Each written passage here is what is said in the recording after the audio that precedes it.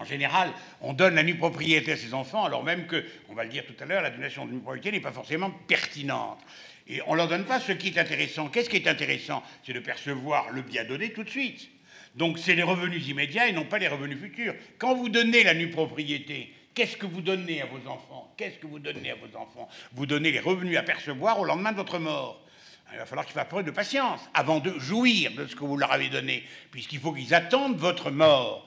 Est-ce que c'est ça la solidarité à l'égard des enfants, de leur donner les biens dont ils ne pourront jouir qu'au lendemain de votre mort? Faites attention, il vaut mieux ne pas donner, parce que si vous donnez et que la jouissance est reportée au jour de votre mort, vous verrez les remarques, parfois plus ou moins désobligeantes, du conjoint. Ta mère est encore là? Elle est donataire, donatrice de la nue propriété, et elle traîne, si vous voulez, retardant le moment où le donataire va enfin entrer en jouissance. Donc attention aux réunions de famille, parce que là, elles peuvent devenir compliquées. Donc évitez ce genre de situation. Donnez donc, je dirais plutôt les revenus immédiats. Vous n'en avez pas nécessairement l'utilité.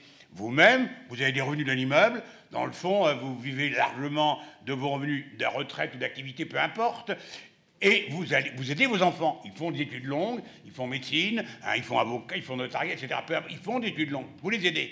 Ben, pourquoi ne pas leur... Puisque vous leur donnez de l'argent de toute façon à tant faire, pourquoi ne pas leur donner directement les revenus de l'immeuble, sans passer par votre intermédiaire? Vous recevez les revenus de l'immeuble, vous payez l'impôt sur le revenu. Si vous donnez l'usufruit de cet immeuble à vos enfants, ce sont les enfants qui reçoivent les revenus directement. Ils supportent leur impôt sur le revenu, eux, mais avec un taux d'imposition certainement inférieur au vôtre. Donc tout le monde est gagnant dans l'opération. Ça veut dire qu'il faut à ce moment-là, c'est un peu compliqué, vous demandez à votre notaire de l'expliquer, il faut détacher l'enfant du foyer fiscal, mais on n'y pense pas. Mais c'est une technique extrêmement importante, intéressante, malheureusement totalement sous-employée, parce que les gens considèrent que c'est compliqué. Plus simple tumeur, simplement pour mettre en œuvre une opération de cette nature, l'acte notarié est obligatoire.